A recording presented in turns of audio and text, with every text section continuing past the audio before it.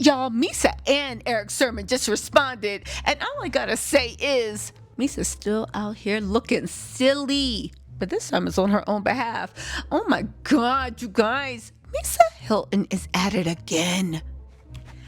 Every time the Diddy conversation surrounding Misa tries to settle, every time the smoke clears around her name and enough for people to breathe, here comes Misa, flapping back into the storyline that the universe left her name on a post-it.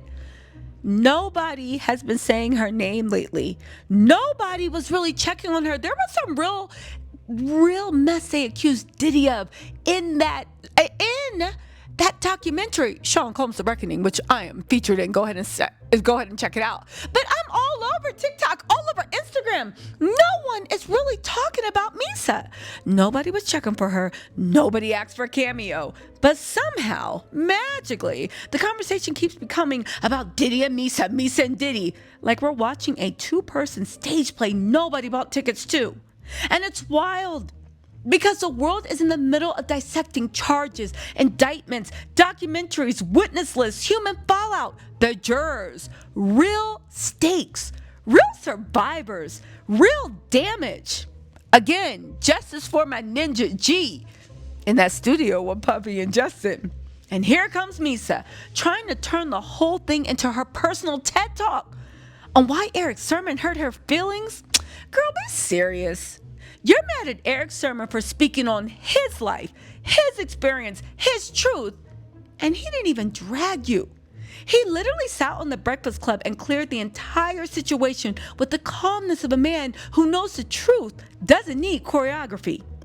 No lies, no threats, no coded language, just testimony. And somehow Misa spun that into, I'm the true victim of this documentary cycle? Meanwhile, the documentary wasn't even about you. It was about a man who allegedly wrapped half of the industry, men and women, into a vortex of power, fear, and silence. A man who, according to what sources are saying, allegedly groomed vulnerability like it was a business model. But Misa's out here suggesting that men speaking on another man is weird, gay, disloyal. Like this is some bad boy street code remix of no snitching. Ma'am, the only code of ethics in this story is the one the prosecution has written out loud. And baby, that part just sends me. The absolute comedy of Misa saying people better tread lightly if they speak on Diddy. Tread lightly for what? For telling the truth? For surviving him? For witnessing something he allegedly did?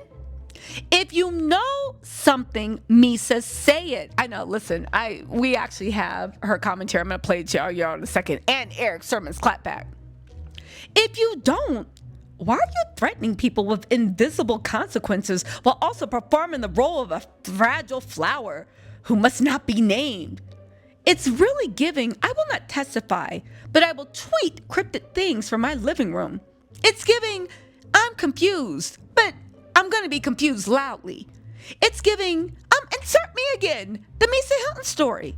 Because let's really call this what it is. Misa keeps inserting herself into conversations that were not and are still not about her. Every time the spotlight drifts away, she sprints back into the beam like it's motion activated. Nobody, as far as I know, summoned her. Nobody accused her. Nobody even referenced her in the footnotes. She is choosing this battlefield. She seems like she's choosing Diddy's side. And she's choosing to make the entire internet watch her fight ghosts only she can see. Anyway, before I drag this into a full psychological case study, let's get into her response to Eric's sermon. And then we got Eric's clapback, sorry. Because that's where the contradictions start screaming. Yo, let's roll this mess. Morning, talking about the story that he told in the Diddy doc. I spoke to Misa, who also, heard the interview as well, and she gave me a statement that she wanted me to read on air. She says, I do not have anything to say except I didn't deserve any of this, and this documentary has caused a negative impact on my life. Puffy and I ended our relationship in the 90s, and I never looked back. Outside of co-parenting and issues that affect my son or my creative contribution, I don't speak on Puffy. Also, for Eric to encourage, she's talking about Eric Sermon, to encourage a false and forced narrative that Puff wanted me because of him is not only a lie, but delusional. He didn't know me from Eric. Puff and I are both from Mount Vernon. Tell him to keep, she's speaking to Eric, tell him to keep my name out of his mouth before he opens up a can of worms. It's sad that a legendary producer and artist is now speaking on another man's life in a doc that has included false statements that are damaging to me and my son. Damn.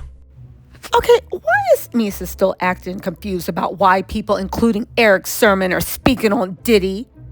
And is she implying it's gay to speak on another man in a documentary? When should we talk? Like, are you serious? You know why we talking about Diddy. You're shocked and surprised?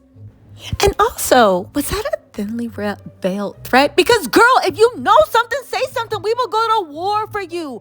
Misa is an icon. Misa built up the look, the style, and everything of Bad Boy. Nobody's trying to take away from Misa and who she is. But, girl, if you see something, say something. You don't got to carry this in quiet. But if you do, you don't get a gold sticker for being quiet. That's your choice. Yeah, so I know he said he was trying to give her some time to cool down, but I think he just need to keep on. What's up with Diddy wanting to date everybody's girl, though? You know, it's like he was looking to collect DNA in whatever way he could. You know what I'm saying? Lisa's saying she's not a part of that conversation, but I know I saw 50 Cent yesterday on the Sherry Shepherd's show, and he said that he actually left out video of a story about one of Diddy's daughter's mom, Chance's mom, who was dating Tupac before Diddy. Let's take a listen to 50 Cent. Also, we really out here acting like Diddy didn't go after guys, like women that were lovers of his rivals. And listen, Eric Sermon was big dog back then, right? That's what y'all keep telling me. But all jokes aside, he was a big dog back then. Of course, Diddy would want his girl. And also, according to Gene Deal and all the pictures we have of Misa when she's younger, Misa was the girl that every girl wanted to either be and every guy wanted to be with. So I'm confused. Of course, Diddy would want Eric Sermon's girl. Just like this mess with Sarah Chapman and Tupac. Of course he wanted Pac's girl. This is what Diddy did. He was probably hoping he can get some juice spread over his chest. I'm just saying. Is there other stuff that you just have not shown? It was 4 episodes. Right. So it was a lot. You had to pick and choose things. Like even in the area where he chooses to date people who he knows previously dated someone. He has a baby by a woman that was dating Tupac. Wow. To add to it, but we had to cut it down so he couldn't. For time. It's just such weirdo behavior to just want to date. You know what I'm saying? All these other guys' women. It's like Diddy was just out here looking to collect other men's DNA. It's almost like, let me look into this vagina and see if he left anything in here. Like, that is nasty. It's nastier than him actually collecting semen. We saw the doc. Allegedly. Yeah. When you put it that way, Charlamagne, that's a heck of a headline. Anyway, let's hear what Eric Sermon got to say, because he stands by everything he said in the documentary, and this is what let you know. Diddy, he ain't winning that $1 billion lawsuit. You know really be a checkmate? Misa needs to sue Diddy and have Justin be her witness and get all Diddy's money and his kingdom. Now that would be poetic justice. But listen to what Eric Sermon had to say. Told this story. Right. And then went back and watched it. Right. Did you say to yourself, I told her wrong? That sounded ridiculous. No, it's just not ridiculous. I'm going to tell you what I said was the truth. I never capped. Me and her are sitting in the car. She in the driver's seat. She in the driver's seat, right? So if something was going on, I wouldn't be in the car talking. You know what I'm saying? I would be, whatever. So somebody knocked on my window, and it was him. It's Diddy. So, of course, he goes with her now. So, of course, anybody will be angry and be mad because that's his girl. But wasn't it your car? Yeah, but I'm saying as far as him being angry. We got the whole part makes sense. But you said he snuffed you. He never touched me. Come on, stop it now. Stop. Come on now. This is me. Okay. When I got out the car, he was angry, so he swung on me. Oh, so you did get out the car? You got out the car? Yeah, I got out the car, right. You can't swing in the car in the He made it seem like window. He swung on you while you were sitting in the car. No. I got out the car, and we started talking. Then he swung on me. So now at the end of the day, me being respectful, knowing that too, I didn't want to do that in front of her. Because I know swung on you, you didn't swing back, E?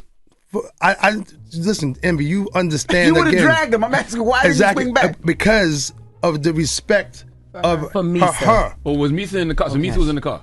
She got out the car. She said she got what? So you told her to get out and told Diddy? No, to I get ain't told her to get out. She's got out. Of course you're gonna get out. Right. You see About to people fight, right. talking. You know, so don't forget. He's yelling. You know what I'm saying? So, but me and him is also friends. My thing was let's go around the corner, so we won't have to do that in front of my friend, and you're angry. So y'all really was cool. I was cool So with that's him. like me and Envy getting into something. Right. See, that's not how the story look on I when you know, telling but it on again, Netflix. Again, that's on Netflix. It looks crazy. So let me fix the other part about the Biggie Smalls. Of course, Biggie Smalls is not out yet, so it's new music.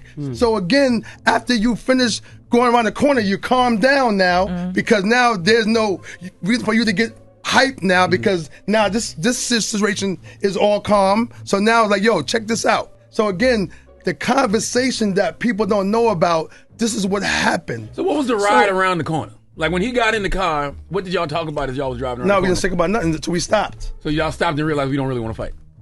It was never going to get there for him, you know. Why was she driving your truck? She didn't drive why it. Why was she in the driver's seat of your truck? That's his girl. No, she just wanted to be in the driver's seat. Oh, what kind of truck was it?